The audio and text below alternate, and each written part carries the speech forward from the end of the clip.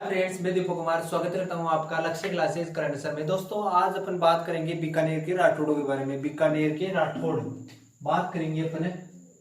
बीकानेर के राठौड़, बीकानेर बीकानेर के राठौड़ वंश के बारे में।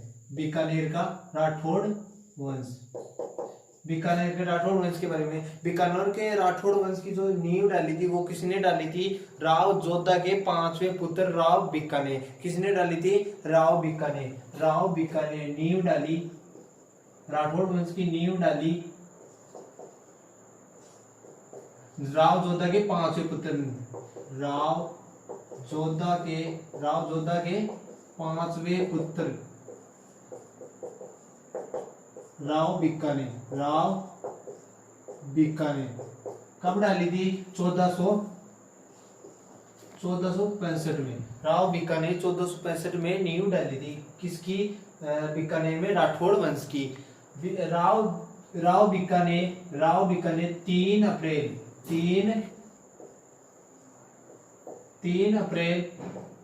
1488 को करणी माता के आशीर्वाद से बीकानेर नगर की स्थापना की थी। बीकानेर नगर की स्थापना की थी कब? 3 अप्रैल 1488 को बीकानेर की स्थापना, बीकानेर नगर की स्थापना, बीकानेर नगर की स्थापना की थी करणी माता के आशीर्वाद से। बीकानेर जो है, बीकानेर इसको जो है इससे पहले महाभारत काल में तो जंगल प्रदेश के नाम से जाना जाता था और बाद में रत्ती घाटी के नाम से जाना जाता था बीकानेर के स्थान को पूर्व में। इसके बाद में तो 3 अप्रैल 1488 को राव बीकानेर नगर की स्थापना करी दी थी। किसके आशीर्वाद से? करणी माता के आशीर्वाद से। इसको फिर राजधानी बनाया, फिर इसे राजधानी बनवाया, राजधानी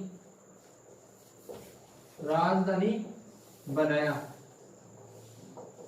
फिर इसे राजधानी बनाया। और जो है यहाँ पे देशनोक बीकानेर में, देशनोक में करणी माता का मंदिर बनाया, करणी माता का मंदिर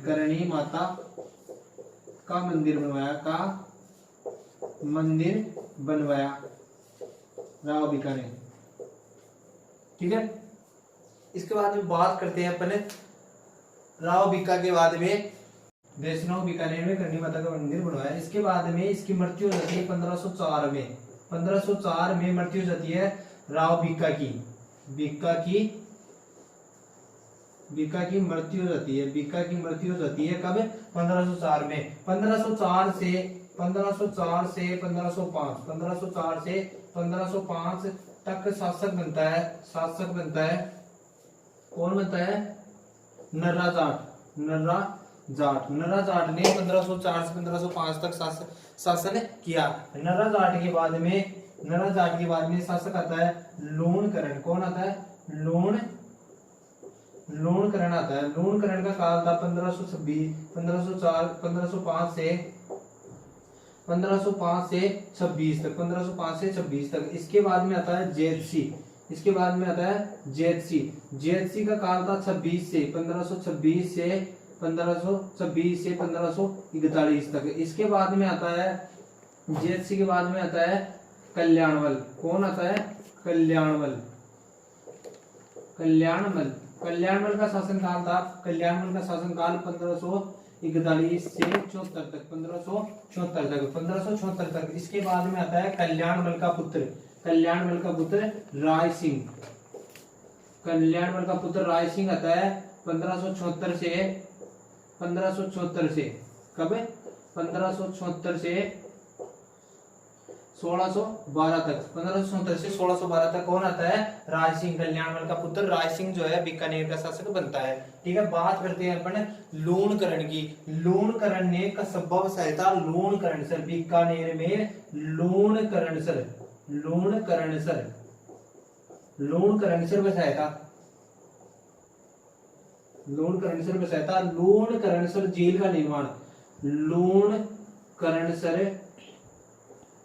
झील का निर्माण, झील का निर्माण लूणकरण से झील का निर्माण करवाया था बीकानेर को। इसको जो है क्या कहा जाता है, लूणकरणसर को राजस्थान का राजकोट कहा जाता है। क्या कहा जाता है, राजस्थान का राजकोट कहा जाता है। गुजरात का जो राजकोट है वो मूंगफली उत्पादन में अग्रणी है, मूंगफली उत्पादन में अग्रणी है। राजस्थान का कौन है, लूणकरणसर, इसको राजस्थान का राजकोट कहा जाता है।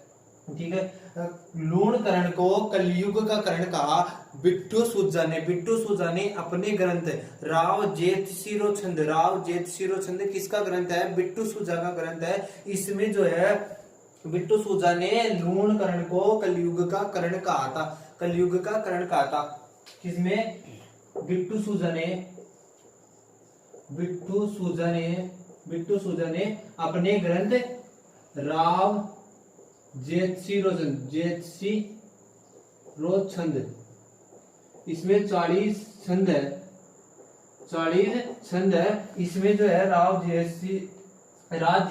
जेतसिरो छंद में इसमें जो है लूणकरण को कलयुग का करण कहा गया, कलयुग का करण, कलयुग का करण कहा गया। ठीक है, इसके अलावा दानवीर एक था जयसोम, जयसोम की कृति करमचंद वंशोत्कीर्णन में जो है इसको लूणकरण को दानवीर करण के समान बताया गया। इसकी तुलना की गई दानवीर करण के साथ, दानवीर करण के साथ तुलना की गई करण लूणकरण की, किसके साथ,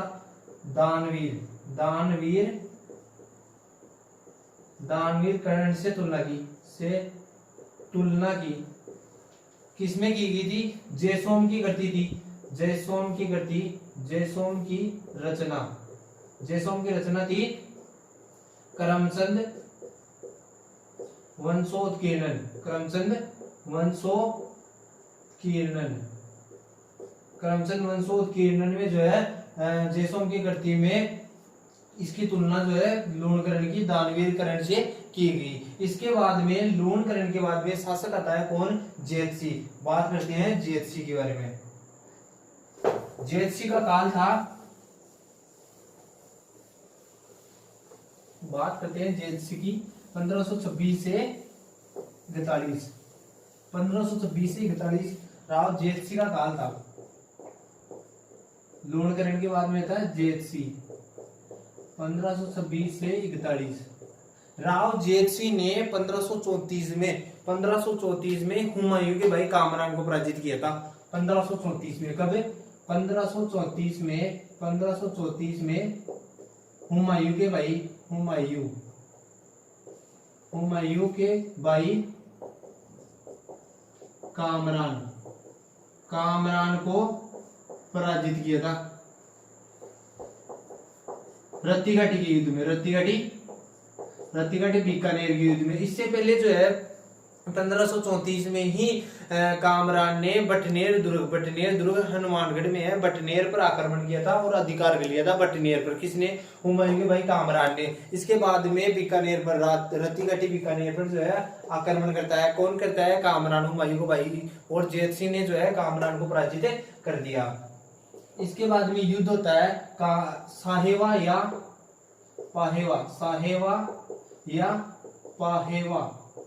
का युद्ध। कब होता है, 1541 को। कब होता है, 1541 को। कहाँ होता है, फलोदी जोधपुर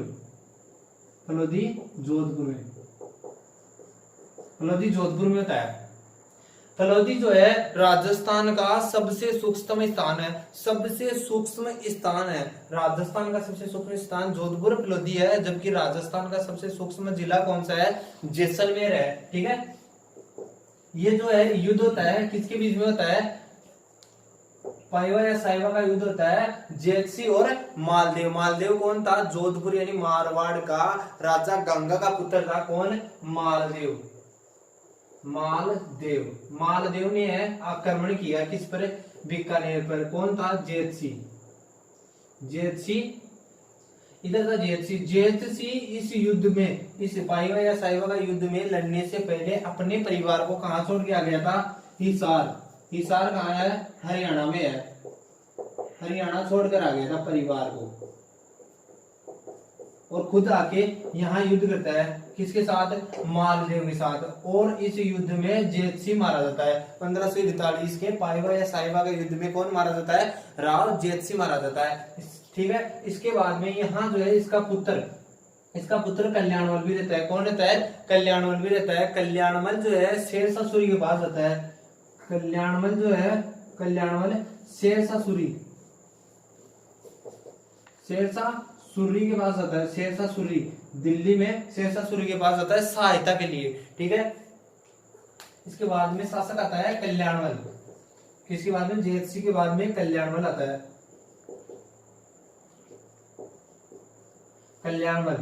कल्याणमल का शासन काल था 1541 से 74 तक। 1541 से 74 तक किसका काल था, इसका कल्याणमल का। कल्याणमल आता है। कल्याणमल जो है 3 साल बाद में शेरशाह सूरी की सहायता के लिए आता है। कल्याणमल की सहायता के लिए कौन आता है, शेरशाह सूरी आता है। कब, 5 जनवरी 1544 को। 5 जनवरी 1544 को युद्ध होता है। कौन सा, जेतारण का युद्ध। कौन सा युद्ध होता है, जेतारण या गिरी सुमेर का युद्ध होता है। कब होता है, 5 जनवरी 1544 को होता है गिरी सुमेर का युद्ध। इस युद्ध में शेरशाह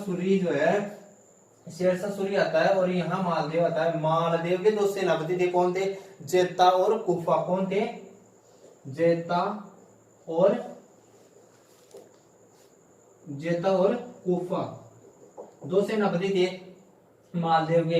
इधर आता है कौन, कल्याणमल के साथ शेरशाह सूरी ने जो है पराजित कर दिया। शेरशाह सूरी ने राठौड़ सेना को पराजित कर दिया, मुगल सेना ने। ठीक है, मालदेव जो है वापिस भाग जाता है मारवाड़, जोधपुर चला जाता है।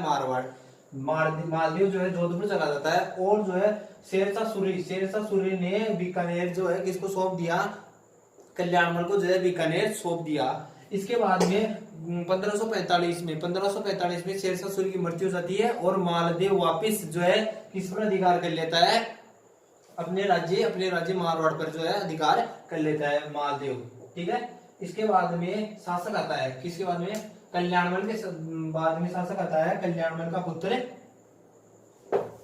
कल्याणमल के 2 पुत्र थे। कल्याणमल के दो पुत्र थे। एक का नाम था राय सिंह। कल्याणमल के 2 पुत्र थे। कल्याणमल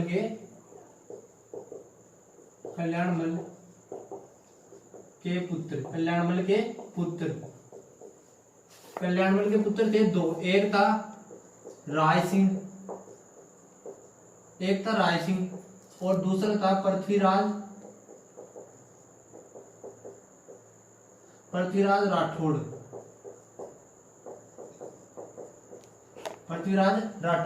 कल्याणमल जो है इन दोनों को लेकर अकबर के नागौर दरबार में जाता है। अकबर के नागौर दरबार में जाता है और जो है अधीनता स्वीकार करता है मुगलों की। ये जो है प्रथम शासक था जिसने मुगलों की अधीनता स्वीकार की थी। कि कहाँ, नागौर में अकबर ने दरबार लगाया था 3 नवंबर 1570 में। कब लगाया था, 3 नवंबर 1570 में शुक्र तालाब के किनारे। किस तालाब के, नागौर में शुक्र तालाब के किनारे नागौर दरबार लगाता है अकबर। और जो है यहाँ कल्याणमल अपने दोनों पुत्रों के साथ जाता है और अकबर की अधीनता स्वीकार करता है और मुगलों की सेवा में लगा देता है दोनों पुत्रों को। ठीक है, बात करते हैं राय सिंह की। कल्याणमल के बाद में राय सिंह को जो है 2 साल तक 1572 से कल्याणमल के पुत्र राय सिंह को 1572 से 74 तक जोधपुर का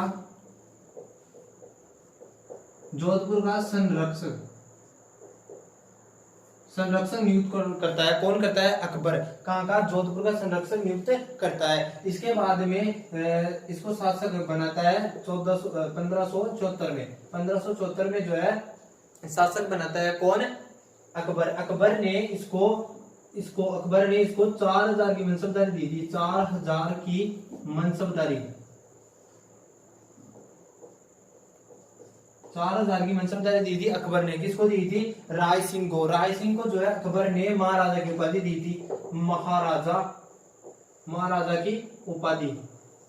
की उपाधि दी थी राय सिंह को। ठीक है, राय सिंह को महाराजा की उपाधि दी थी अकबर ने। राय सिंह को मुगल दरबार का स्तंभ कहा जाता था। मुगल दरबार का स्तंभ कहा जाता था। अकबर का दूसरा विश्वास पात्र राजा था राय सिंह। अकबर का दूसरा विश्वास पात्र था राजा राय सिंह था। दूसरा विश्वास पात्र राजा अकबर का दूसरा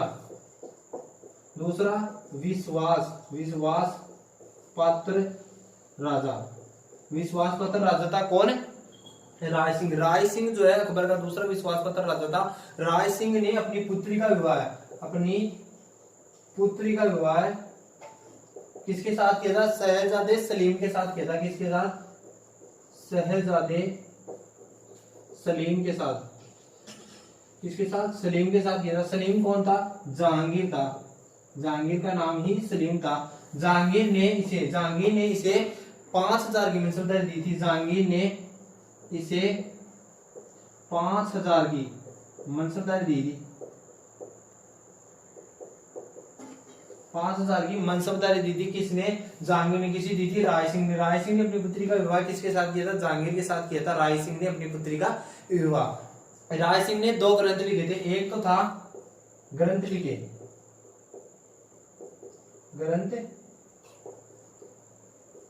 एक तो था राय सिंह महोत्सव। एक तो था राय सिंह महोत्सव और दूसरा था राय सिंह महोत्सव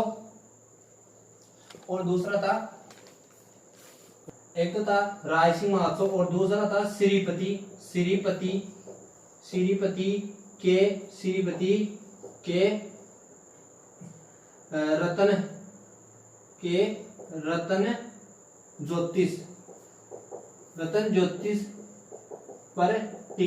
रतन ज्योतिष पर टीका लिखा था। बाल बोधिनी के नाम से रतन ज्योतिष पर टीका लिखा था। किसने लिखा था? राय सिंह ने लिखा था। राय सिंह ने किसकी करती पर? श्रीपति की करती पर जो है टीका लिखा था बाल बोधिनी के नाम से। राय सिंह ने जो है अपने प्रधानमंत्री करमचंद की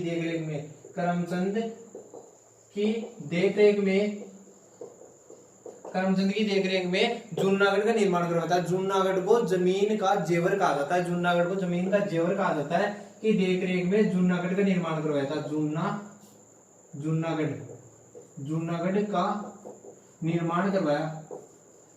का निर्माण करवाया कब? 1589 से 94 में जो है किसका निर्माण करवाया था? जूनागढ़ का निर्माण करवाया था। जूनागढ़ को जमीन का जेवर कहा जाता है। जूनागढ़ के मुख्य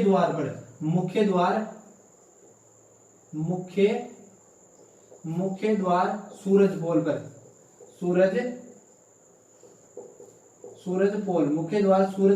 पर एक तो राय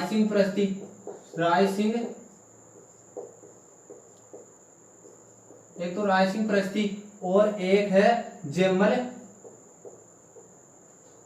राठौड़ और फत्ता सिसोदिया की गजारूढ़ यानी हाथी पर सवार मूर्तियां है। हाथी पर सवार मूर्तियां है। कहाँ है? जूनागढ़ में। ठीक है, इसको जो है मुंशी देवी प्रसाद ने राय सिंह को मुंशी देवी प्रसाद ने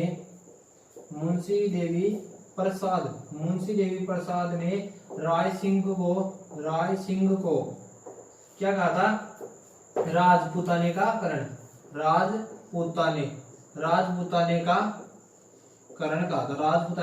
कहा था। किसने?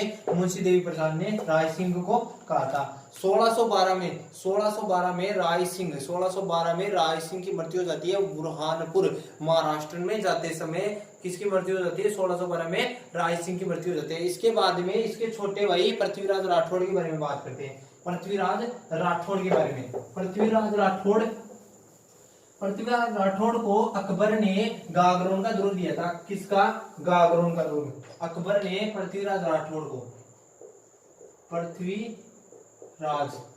किसका पुत्र था ये? पृथ्वीराज राठौड़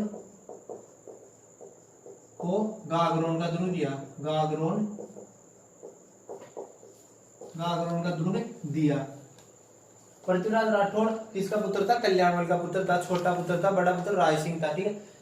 पृथ्वीराज राठौड़ को गागरोन का दुर्ग दिया अकबर ने। अकबर के दरबार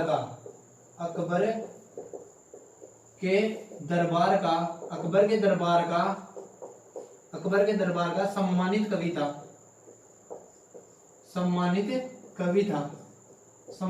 था कौन? पृथ्वीराज राठौड़। पृथ्वीराज राठौड़ ने ग्रंथ लिखे। पृथ्वीराज राठौड़ ने एक ग्रंथ लिखा था वेली किशन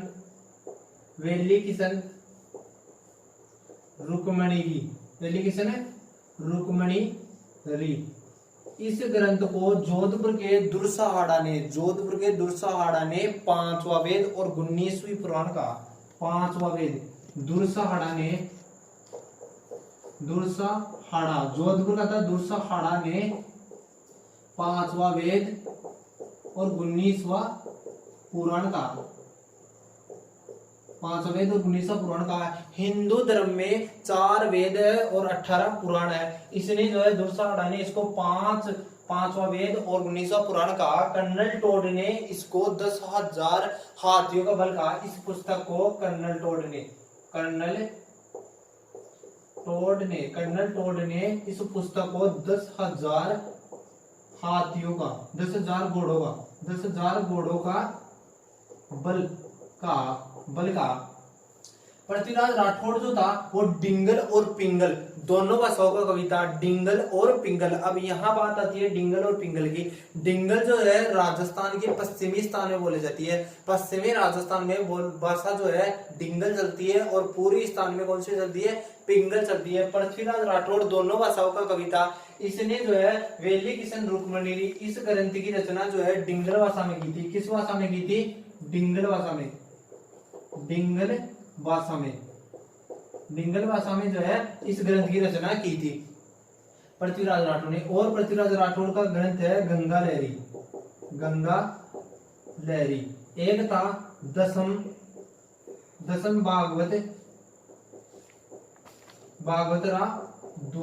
भागवतरा दुहा। एक ग्रंथ है कला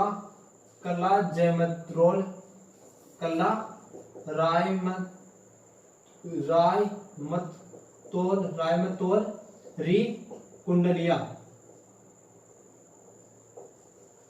ये ग्रंथ है किसका? पृथ्वीराज राठौड़ का। पृथ्वीराज राठौड़ को टेसिटोरी उदिने गांव इटली का था। उदिने गांव इटली का टेसिटोरी आया था। LB Tessitori. उसने पृथ्वीराज राठौड़ को डिंगल का हॉर्स कहा। क्या कहा? डिंगल का हॉर्स कहा। पृथ्वीराज राठौड़ को डिंगल का हॉर्स कहा। किसने कहा? उदिने गांव के इटली के टेसिटोरी ने कहा। टेसिटोरी एक था मारवाड़ का कौन? नथमल जोशी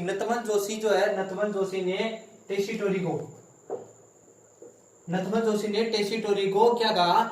दोरारो दोरी और टिबोरा मसीहा और दोरारो दोरी कहा। पृथ्वीराज राठौड़ ने एक जो है इटली का था। इटली के टेसिटोरी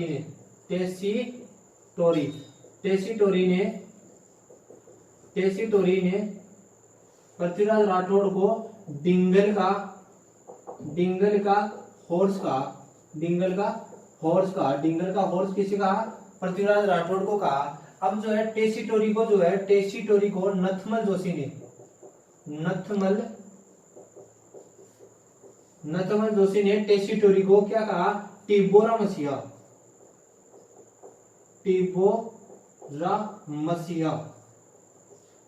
मसीहा कहा। और दूसरी पदी क्या थी,